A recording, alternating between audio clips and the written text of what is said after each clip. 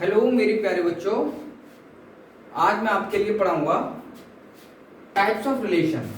Okay, day 2 है जिसमें आप इस चैप्टर का बेसिक समझोगे।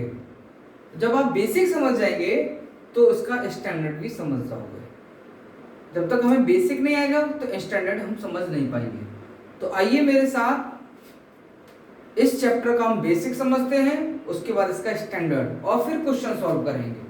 ओके, तो पहले मैं आपको आज टाइप्स ऑफ रिलेशन पढ़ाऊंगा। ओके, तो first relation is empty relation.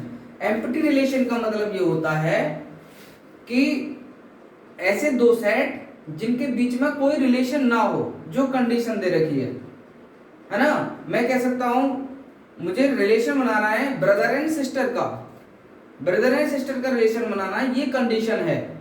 लेकिन जो हमें सेट दे रखे हैं ए एंड बी, वो ब्रदर एंड सिस्टर नहीं है, वो कोई अदर हैं। एक ब्रदर है, दूसरा मतलब अंकल है, लेकिन कंडीशन है रिलेशन बनाना है ब्रदर एंड सिस्टर से। तो इससे क्लियर हो रहा है कि जो कंडीशन है वो फॉलो नहीं हो रही। जब वो फॉलो नहीं हो रही तो ये एम्प्टी रिलेशन है। ओके, चलिए, तो मैं no element of A is related to any element of set B, है ना। कह रहा है ए का कोई भी एलिमेंट, सेट ए का कोई भी एलिमेंट सेट बी से सेट बी के एलिमेंट से रिलेशन नहीं होना चाहिए। अगर ऐसा है तो एम्प्टी रिलेशन है। चलिए, अब मैं इसको इस टाइप से लिख सकता हूं, that is R equal to 5, है ना। 5 मीन्स एम्प्टी रिलेशन। ओके, तो ये सबसेट होगा किसका, A cross B means Cartesian product का। ओके, तो R इज एम्प्टी रिलेशन, और empty relation always subset of Cartesian product. Relation always subset of Cartesian product. Okay, now एक example लेते हैं।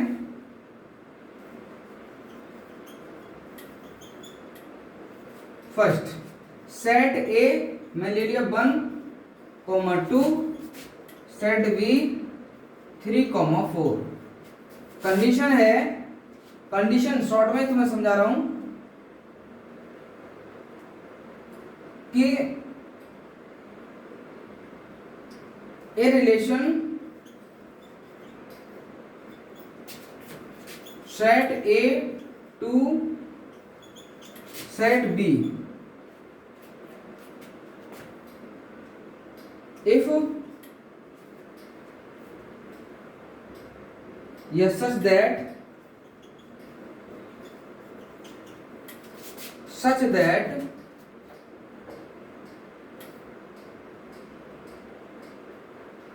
A is greater than B, ऐसे होना चाहिए। सब A is greater than B, ये रिलेशन होना चाहिए। अगर ये रिलेशन फॉलो हो रहा है तो एम्प्टी रिलेशन नहीं है, और ये नहीं हो रहा है तो एम्प्टी रिलेशन है। चलिए, तो मैं कार्टेशियन प्रोडक्ट फाइंड कर लेता हूं, क्या होगा। तो कार्टेशियन प्रोडक्ट निकालते हैं 1,3,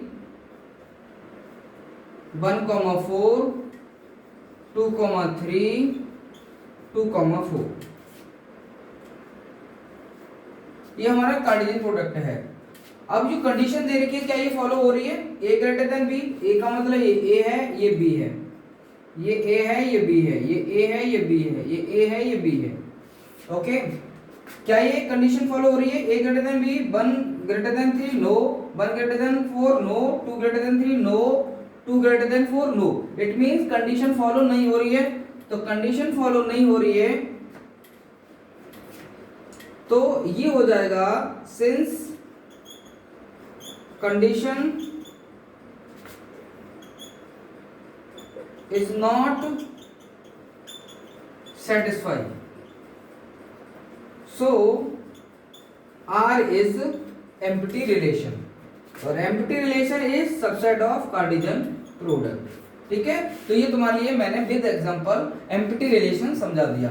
empty relation का मतलब है कि कोई भी एलिमेंट सेट ए का कोई भी एलिमेंट सेट बी से रिलेट नहीं करता हो अंडर कंडीशन। ओके, तो कंडीशन के अंडर अगर रिलेट नहीं कर रहा है तो समझ जाइए वो एम्प्टी रिलेशन है। वही मैंने आपको समझा दिया, ये स्टेटमेंट है एम्प्टी रिलेशन का, एग्जांपल दिया मैंने। ओके, ये कंडीशन है, इस कंडीशन को फॉलो करने के लिए पहले मैंने क्या किया, इसका कार्टेशियन प्रोडक्ट फाइंड किया, फिर मैंने चेक किया क्या ये कंडीशन फॉलो हो रही है, तो मैंने सब में चेक किया कंडीशन फॉलो नहीं हो रही है।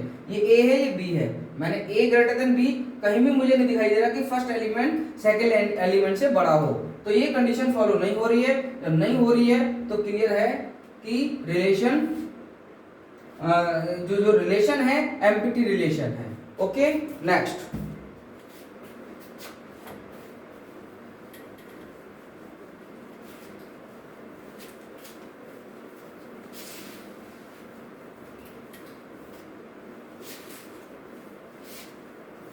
अब बात करते हैं universal relation. Universal relation second point हमारा है यूनिवर्सल रिलेशन। तो यूनिवर्सल रिलेशन क्या है भाई, सीधी बात है, यूनिवर्सल रिलेशन है ना। तो मान लो मेरी जो बॉडी है एक ये बॉडी है मेरा एक यूनिवर्स है। अब इसके अंदर जितने भी बॉडी पार्ट्स हैं वो मेरी बॉडी से कनेक्ट हैं। तो ये मेरी जो स्ट्रक्चर दिखाई दे रहा है ये यूनिवर्स है ना, कितने यूनिवर्स है ना, ये स्ट्रक्चर है। और इसके जितने भी पार्ट्स हैं मेरी बॉडी के अंदर वो एलिमेंट्स हैं, वो सब एलिमेंट्स मेरी बॉडी से क्या है, कनेक्ट हैं। तो सारे कनेक्ट हैं मेरी बॉडी से, तो क्लियर हो गया कि universal relation is equal to all parts of the body. तो समझ में आ गया। तो यूनिवर्सल रिलेशन मतलब सारे पार्ट्स उसके इक्वल होने चाहिए, जितनी भी पॉसिबिलिटी है रिलेशन की सब उसके इक्वल होनी चाहिए। तो समझा देता हूं, all element of set A, all elements of set A are related to all elements of set B। ठीक है, ये होना चाहिए। तो इसका मीनिंग ये होता है कि जो रिलेशन होता है दैट इज, इसका मतलब बता देता हूं कि जो रिलेशन बनेंगे वो किसके इक्वल होंगे, ए क्रॉस बी के, मतलब कार्टेशियन प्रोडक्ट के इक्वल होंगे। Okay, total number of relation is equal to Cartesian product. Okay, तो इसी को ही हम कहते हैं यूनिवर्सल रिलेशन।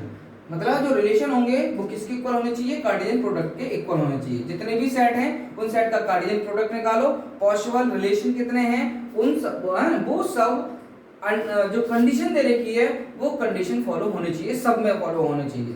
अब वो कंडीशन सब में फॉलो हो रही है ओके कार्टेशियन प्रोडक्ट के एलिमेंट्स में, तो समझ जाइए कि वो हमारा यूनिवर्सल रिलेशन है। चलिए, तो मैं एग्जांपल ले लेता हूं। एग्जांपल मैंने ए ले लिया 1,2, बी ले लिया 3,4। मैं उसी एग्जांपल से समझाता हूं आपके लिए। ओके, कंडीशन है A relation set A to set B such that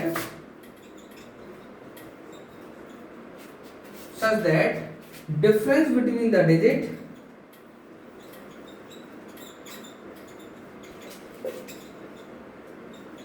digits less than 4। ये कंडीशन दे दी हमने आपके लिए। अब ये कंडीशन फॉलो होनी चाहिए। ओके, अगर ये कंडीशन फॉलो होगी ऑल एलिमेंट्स में, कार्टेशियन प्रोडक्ट के ऑल एलिमेंट्स में, तो समझ जाइए वो यूनिवर्सल रिलेशन है। चलिए, तो मैं पहले कार्टेशियन प्रोडक्ट निकालता हूं इसका ए क्रॉस बी। तो 1,3, 1,4, 2,3, 2,4। तो ये मैंने कार्टेशियन प्रोडक्ट निकाल दिया, टोटल पॉसिबल रिलेशन है। अब जो टोटल पॉसिबल रिलेशन है ये सब, अब मैं जो कंडीशन दे रखी है चेक करूंगा कि ये कंडीशन फॉलो हो रही है। तो देखिए कि डिफरेंस निकालना है, डिफरेंस बिटवीन द डिजिट्स, जो डिजिट है एलिमेंट्स की उनका डिफरेंस निकालना है, वो लेस देन 4 आना चाहिए, 4 से लेस होना चाहिए। 3 में से 1 को निकालेंगे 2 बचेगा, 4 में से 1 3, 3 में से 2 1, 4 में से 2 2।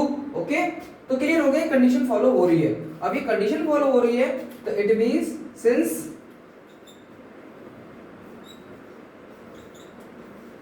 Condition is satisfied,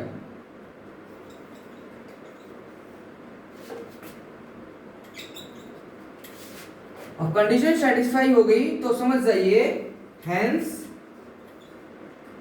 R is universal relation. तो R is equal to A cross B, तो R is equal to A cross B है तो समझ जाइए वो हमारा यूनिवर्सल रिलेशन है। ओके, तो मैंने आपको समझा दिया ये हमारा यूनिवर्सल रिलेशन है। इट मींस जो भी कार्टेशियन प्रोडक्ट आप फाइंड करेंगे और उसके टोटल पॉसिबल रिलेशन है वो किसके इक्वल है, अंडर कंडीशन, जो कंडीशन दे रखी है उसके अंडर है, तो समझ जाइए वो हमारा यूनिवर्सल रिलेशन है। ओके, चलिए, it means relation is equal to Cartesian product, यही हमारा यूनिवर्सल रिलेशन है, जो कंडीशन दे रखी है अगर वो फॉलो हो रही है। ठीक है, तो मैंने ये एग्जांपल से आपको समझाया है। आगे बढ़ते हैं, देखिए मैं अभी थोड़ा सा इसमें मैं चाह रहा हूं कुछ और ज्यादा से ज्यादा कवर करूं इस वीडियो में टॉपिक को, तो थोड़ा मैं स्पीड रखूंगा। चलिए, अब आता है हमारा इसके बाद इक्विवेलेंस रिलेशन।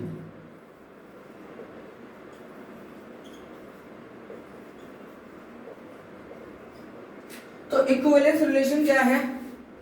इक्विवेलेंस रिलेशन वो है, ये एक स्पेशल टाइप का रिलेशन होता है ना। इसकी 3 कंडीशन होती हैं। ये इक्विवेलेंस रिलेशन एक स्पेशल टाइप का रिलेशन होता है, इसकी 3 कंडीशन होती हैं। अगर वो 3 कंडीशन फॉलो हो जाती हैं, अगर वो 3 कंडीशन फॉलो हो जाती हैं तो समझ जाइए वो इक्विवेलेंस रिलेशन है। अगर इनमें से कोई भी कंडीशन फॉलो नहीं होती है तो समझ जाइए कि वो इक्विवेलेंस रिलेशन नहीं है। ओके, चलिए, तो इसकी बात करते हैं हम। ओके, तो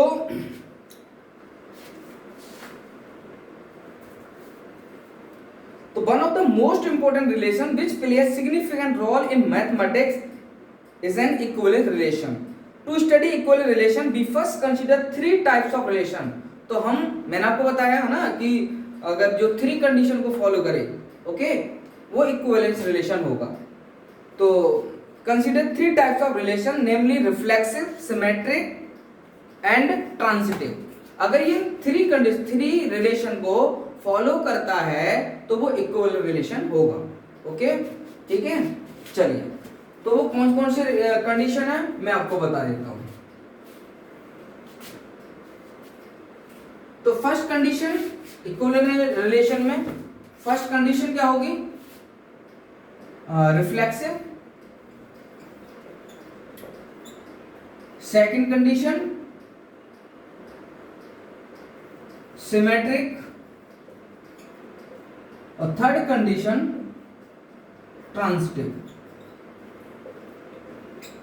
ओके, अगर ये तीनों कंडीशन फॉलो हो रही हैं तो वो हमारा इक्विवेलेंट रिलेशन है। ठीक है, चलिए, if all 3 condition are satisfied, then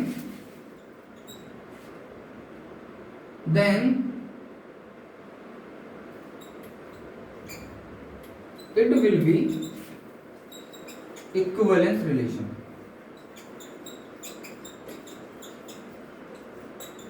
ठीक है, समझ गए? मैंने बता दिया इक्विवेलेंस रिलेशन क्या है। इफ ऑल 3 कंडीशंस, अगर ये 3 कंडीशंस हैं रिलेशन की, सेटिस्फाई होती हैं तो हम इसके कहेंगे इक्विवेलेंस रिलेशन की इक्विवेलेंट रिलेशन है। अब मैं इन थ्री कंडीशन को, थ्री रिलेशन को, reflexive relation, symmetric relation and transitive relation, okay, मैं वन बाय वन करके मैं आपको बताऊंगा। चलिए, तो सबसे पहले मैं आपको डिफाइन करूंगा रिफ्लेक्सिव रिलेशन, ओके।